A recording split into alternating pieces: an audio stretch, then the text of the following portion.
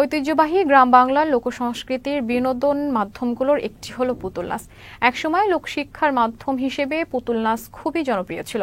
গ্রাম বাংলার বিভিন্ন মেলা উৎসবে বসতো এই পুতুল নাচ, কিন্তু বর্তমানে আধুনিক প্রযুক্তি নির্ভর বিনোদনের জগতে হারিয়ে যেতে বসেছে এই লোকসংস্কৃতি। সেই হারানো ঐতিহ্য ফিরিয়ে আনতে সম্প্রতি কুড়িগ্রামে অনুষ্ঠিত হলো পুতুল নাচ। বিস্তারিত প্রতিনিধি সাইফুল ইসলামের পাঠানো তথ্যচিত্রের ডেস্ক রিপোর্ট।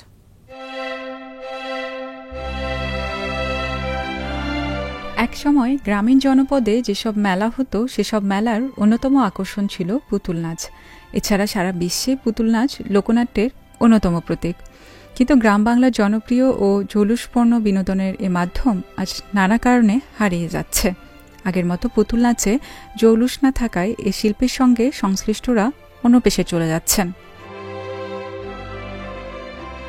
হারানো ঐতিহ্য ফিরিয়ে আনতে সম্প্রতি কুড়িগ্রামে অনুষ্ঠিত হল পুতুল নাচ।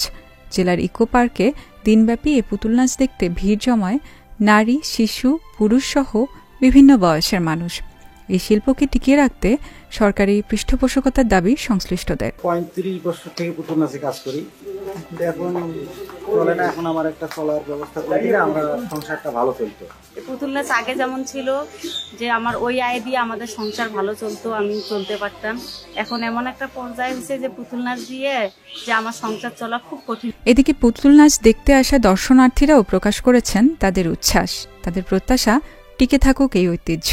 আমরা আসলে জানতাম না যেখানে পুতুল নাচের আয়োজন হয়েছে, ঘুরতে এসে দেখলাম, দেখে আমাদের ভালো লেগেছে এবং এটা আমাদের কাছে একটা চমৎকার একটা আয়োজন লেগেছে। আমাদের খুব ভালো লাগলো।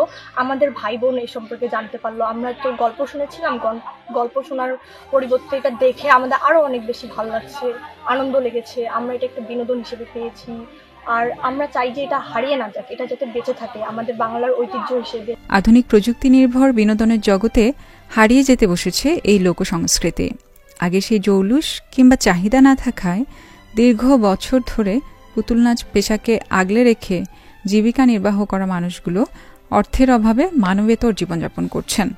পুতুল নাচ দেখিয়ে মানুষকে আনন্দ দেয়া মানুষগুলো দিন কাটছে এখন দুঃখ কষ্টে।